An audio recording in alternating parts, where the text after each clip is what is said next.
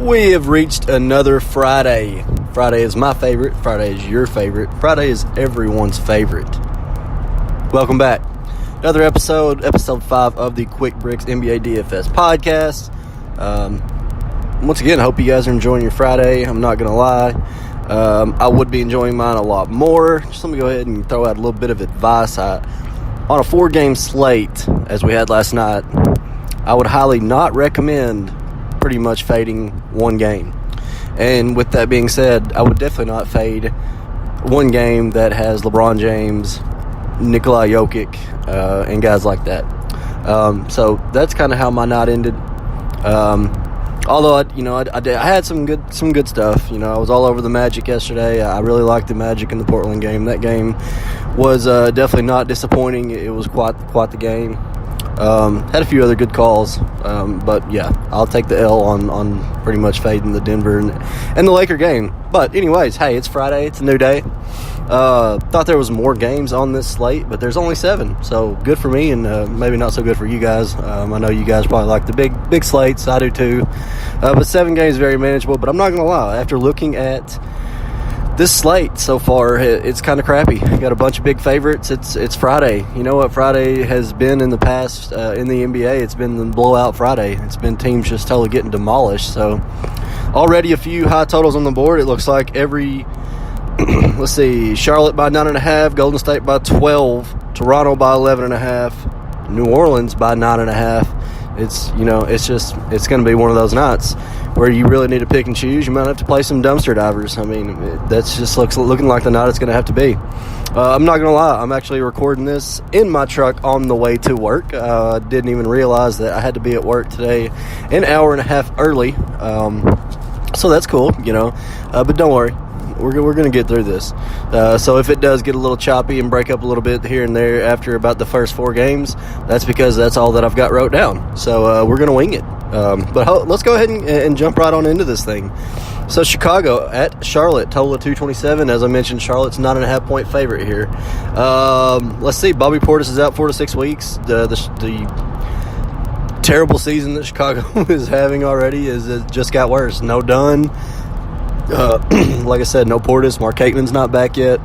But, at the same time, that opens up some value for some other guys. Obviously, Levine at 7.9. Obviously, the guy's been, 42, 43 fantasy points plus every game this season. They're going to continue to ride Levine, and he's playing really well. So, he could definitely be one of your staple guys that you need tonight. I have no problem with that. Jabari Parker should have to play quite a bit more at 5.5. I think his price is very manageable. Also, Wendell Carter Jr. should get thrown in. So he played 30 minutes last game. He's going to get thrown in there at 4.3. So I would not overlook Wendell Carter Jr. tonight as well. For Charlotte, everybody's going to be looking back at Kemba tonight. I told you, I told somebody in the SD Slack chat yesterday that I thought his price would be about 8.6. Well, it's 8.2. So yeah, I figured it would go back up because obviously, as also this person had mentioned in the SD Slack chat, that he historically plays better at home. So obviously, I believe Kemba probably more than likely will carry some ownership tonight as well. He's just in a fantastic spot once again, going to be getting some campaign. If you guys feel like playing campaign, I have no problem with it. He did score over 30 fantasy points last game against Kemba and Charlotte, I believe. So if you want to do that, go for it. For Charlotte, if you want to go cheap, you can look at Malik Monk at 4.3. Probably dip back into the well a little bit with Batum at 5.6. He's just so freaking cheap for the upside that he does have. He's gonna break out here, and I hope it'll be tonight because I'm going to use him. I wouldn't sleep on Batum, though, at 5.6, just way too cheap. Move along. Golden State at New York. Knicks, 228 on the total, minus 12 for Golden State, as mentioned earlier. Yeah, I don't know. Another game that has blowout potential. As we know, the Knicks are not very good. Who I do like Cantor at 6.9. I like THJ at 6.5. We know he's been pretty damn good at home, averaging about 44 fantasy points over 2 games, had 35.3 and then 51.5 against his old team in Atlanta. Damian Dotson, he's 4.2K. He's put up 30 and 42.2 fantasy points in his last 2. So nice cheapie there. Should get plenty of run, obviously, in a blowout. New York's hurting for any kind of offense. So those are what I like for New York. Obviously, with Golden State, just play Steph Curry and call it a day, right? Okay, well, I'm not going to spend too much time on that game. You guys already know. Dallas at Toronto. Toronto comes in as a 11.5-point home fave. 225 on the total. Again, blowout potential. Dallas hasn't looked very good this season so far. They're working together, though. They got a nice, solid little young team with Doncic here and DSJ, DeAndre Jordan acquisition over the offseason. It's not bad. It looks like they might get Harrison Barnes back tonight, which could be a nice boost for them. I don't know how much he will play, but therefore. Again, Kawhi at 9.3. Yes, he is 9.3 now. His prices went up immensely. You can't really feel comfy playing that as an 11-point home favorite here. But it's a good spot. It's an amazing spot. I don't care if Harrison Barnes plays or not. Lowry at 7.8. Hey, Kyle Lowry is 42.5 fantasy points or more in all 5 games. The guy is absolutely killing his value. Not killing it, but he's exceeding his value every single game, and his price is not going up. Put it that way. I think it's kind of up like $100 or $200. So what? Serge Ibaka, 5.2K. Don't hate it. I think Val might probably get some run. Hopefully more than 20 minutes. I think Valanciunas is not a bad look tonight. Obviously, with DeAndre Jordan, they're going to need some height and some size in there. So Val could potentially see a little bit more minutes. So I would keep him on the radar. Let's see here. DSJ, I don't hate it, but I'm not a big fan. I don't really think he is worthy of the price.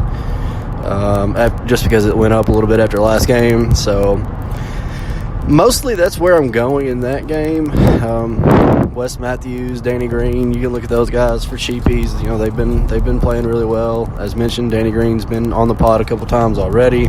At home, he's been playing a lot better. He didn't play as good last game, but he still played over 30 minutes. So you can't be mad. The guys when they get that amount of time, there's really nothing you can do if they don't produce. He's getting starter minutes. So therefore, like I said, that's about all that I'm going to go with in that game. Let's move on to Brooklyn and the Pelicans. Here's your chalk stack of the night. For good reason. Anthony Davis should just absolutely have a monster game. Centers have been demolishing the Nets so far this season already. And then you get a guy like Anthony Davis. So, Anthony Davis, absolutely. He's 11.6, and that's for good reason. As we mentioned, another game with blowout potential. New Orleans comes in as a 10-point home favorite. The total on this one is 236, the highest of the board. I like Anthony Davis. I like Julius Randle. For the Pelicans, I don't exactly hate Elf, but I'm not a big, huge fan. Nikola Mirotic, he's been absolutely great lately. He had a little bit of an off game last game, but he's still tearing it up. For Brooklyn, RHJ looks to be back. Not really sure. He only played 21 minutes last game. I'm not really sure if that will increase this game or not. But, they're going to have it. They're really dying in the front court.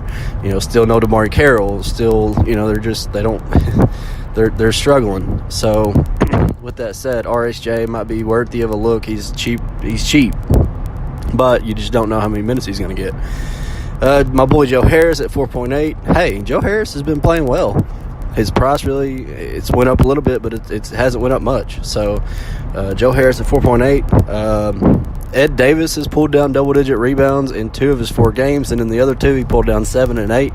Not a big scoring threat, but he had 8 rebounds yesterday or the day before. It might have been the day before in about 6 minutes. The guy is a rebounding machine, and he's 3.7. Again, they're hurting at that. They just don't give him any more minutes is the bad thing. So, D'Angelo Russell at 6.2. he's probably due for a nice game. This is definitely the game that could be there for him playing against the fast pace of the Pelicans. This is going to be a fast-paced game. LeVert, I don't hate. LeVert should fit right in well with this flow. But DAR, yeah, I think Russell is a good play at 6.2. We did just see Elf give up 37.5 fantasy points to one named Patrick Beverly, who is not really known for his scoring prowess. So if he can give up 37.5 fantasy points to Pat Bev, then DAR, if he can't score 35 plus, then I don't really know. I don't know what to tell you. So, yeah, that's where my paper runs out. So now we're just going to wing the rest of this. And I'm just going to go in and I'm going to read off a few of the totals so far. We got Houston -3 going to – well, actually, they're at home against the Clippers with a total of 218. No Harden tonight. Looks like he's out. Looks like Chris Paul will return. Obviously, Eric Gordon is going to be a good look there. This should be – the total doesn't imply it, but this should be a pretty fast-paced game. Obviously, for the Clippers, you can look at guys like Tobias Harris, even Gallinari. This is the revenge narrative once again for Pat Bev, returning to Houston where he played for a while. So if you're into that sort of thing, I like Montrezl Harrell a little bit, but the one that I really, really, really like, and I think is a good two-way stack if you want to go that way, is Chris Paul and Clint Capella. Clint Capella should absolutely dominate Marcin Gortat down low. If you were with me last year, you know that I faded Marcin Gortat on about every single slate that I could. So, once again, I will continue to do that tonight. And I really, really like Capella. He's in an amazing spot. He usually plays a lot better at home. So I will have quite a bit of Capella. If you want to look at cheap again, you can look at Gerald Green. He's not really shooting the ball well, but at the same time, he's going to get minutes with there being a guard out, as in Harden. So, Green, I wouldn't mind playing little Gerald Green at his price. He's very cheap. I mean, I also think you can look at, Carmelo Anthony, who did put up 39 fantasy points last game. I'm not really sure how much he will be factored in once, Chris Paul is back now. But it's worth a look. He's like 5.1K, so he's pretty damn cheap. Maybe he's coming around a little bit. Another cheapie you can look at that, I mean, I want to think that Lou Williams is about to break out. If you look at his game logs, he just hasn't been hitting his shots. He's been 0 for 6, 0 for 5 from 3 last two games, shooting 3 of 16, 4 of 17. He's 5.1. I think he's right around 5K as well. So you can look at Lou Williams. I think you need to play Lou Williams. I think he's about to break out. So I would play Lou Williams. Other than that, if you feel like playing PJ Tucker, I have no problems with it. He should have a halfway decent game down there with Gallinari, I think. So yeah, I think there's a lot of nice options in this Clipper Rocket game, and that's probably the game that I'll be focusing on with my game stacks. I really like that game. I just think it presents tons of options, whereas like the Pelicans Brooklyn game, it does, but it doesn't at the same time. So yeah, I think that's your game that you want to stack around. I don't mind playing. I'm probably going to just pluck a few from the Pelicans and Nets game. Obviously, AD is going to be in some lineups. There's no question about that. Anyways, so moving right along, let's go into Minnesota and Milwaukee, where this one. Let's see what the total is on this game. We have Milwaukee as a 1.5 point road favorite, and a total of 233. So we got a game with another pretty decent total. Obviously, we know Giannis is 11.7. Jimmy Butler's price went up a little bit. He's 8.6. If Towns should have a good game, it should be tonight, and he's only 8K tonight. His price is very low. He hasn't really performed well. He just really hadn't been getting it done. But at the same time, he's had a couple 40-point games. He's had two. He had 40.3 against Indiana and 46.3 against Dallas, at Dallas. His home games, 33.3 and 40.3. I like it. I like the spot. This should be a really good spot for him tonight. I think Karl Anthony Towns should be in some of your builds. Again, I like Eric Bledsoe. Looks like Wiggins is questionable to come back tonight, so that's probably bad news for Okogie, who stepped in really nice last game, had a double-double. A lot of the SC Slack Chat guys were on him. I'm sure a lot of people will be playing Derrick Rose again, and for good reason. He's still 4.6K, and he's put up, he's averaging right around, 24, probably 25, 26 fantasy points a game. So he's definitely hitting value. He's a nice cheapie.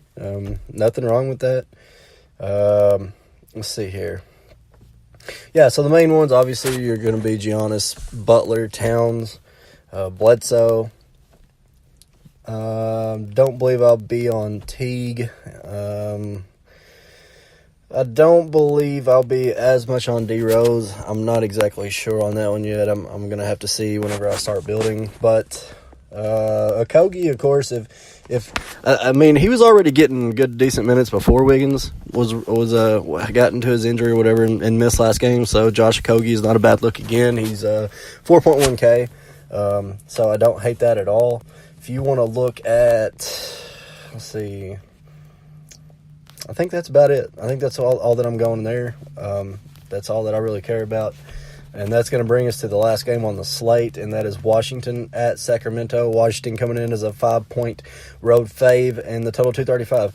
Again, all huge totals. But you guys know, as we've talked about in the SC Slack chat, about these West Coast late games. The Washington and Golden State game I really liked the other night, and it went off. So this one might also be really nice and stackable. Obviously, I look at both point guards here, John Wall, De'Aaron Fox. De'Aaron Fox has been playing very fucking well lately, if you have not noticed. I believe you should be playing some De'Aaron Fox tonight with this pace. This pace should be a little bit higher than normal for Sacramento. Washington comes in with a pretty good pace. So, with that being said, I think De'Aaron Fox should be in your builds. I think John Wall should be in your builds. I think you can also take a shot with Willie Cauley-Stein at 5.9. His price went down, and he's had 43.8 at home against Utah and 35.0 against Memphis in their last game at home. And I was on Willie Cauley-Stein last game against Memphis, so I will be playing some Willie Cauley-Stein once again. Let's see, Buddy Hield. I think you can play Buddy. He put up 34.8 last game against Memphis, and he also put up 30.5 against Utah at home. Two home games, over 30 fantasy points. Buddy Hield at 5.5. I like it. It looks like it's Marvin Bagley night, because looks like between him and Bjelica, it looks like they've been swapping, basically, is what it seems like. So I think it's Marvin Bagley's turn tonight, so I would be looking at Marvin Bagley. Let's see here. Oubre still getting really good minutes. He's played 39 and 30 in his last two. Put up 35 against Portland fantasy points and 22 in his last game against Golden State. I would look at Oubre if you need a cheapie. Other than that, I think you can also, go back to my boy Frank Mason. He only played 13 minutes last game against Memphis. But I would look at him. I would definitely look at him tonight. Hopefully he'll get some minutes, and it's a really good spot for Frank Mason. He's 3.4K, really cheap. So, other than that, if you want to look at Justin Jackson, who's been getting tons of minutes, 21.8, 28.8, and 23.3 in his last three fantasy games, and he's 3.6K. Justin Jackson, don't hate it. I think it's definitely worthy of a look. That's it. That's all that I care for in that game as well. But I think that one's, I think it's going to be the Rockets-Clippers game, number 1, and then the Washington-Sacramento game, number 2, as my game stacks. Those are my favorites. As far as the roster monster goes tonight, I'm going with Clint Capella, fellas. Everybody's going to be, Anthony Davis. Okay. Yeah, I like Anthony Davis too. I will be playing him. But my favorite value play on this slate is going to be Clint Capella, and he is 6.7K, guys. 6.7K. Get Clint Capella in your mother effing lineups, and that's that's gonna do it, guys. That's it for the 7-game slate tonight. Episode 5 of the Quick Bricks NBA DFS podcast, as brought to you always by the good guys over at the Sports Gens. This is me. I will talk to you guys later this afternoon. Get in the SC Slack chat again if you are not in there. If you need an invite, let us know. We'll get you in there. A lot of people have been joining. We've been having a lot of fun. Really enjoyed discussing the NBA slates, guys. So look forward to talking to you guys. And this is under 20 minutes. Woohoo!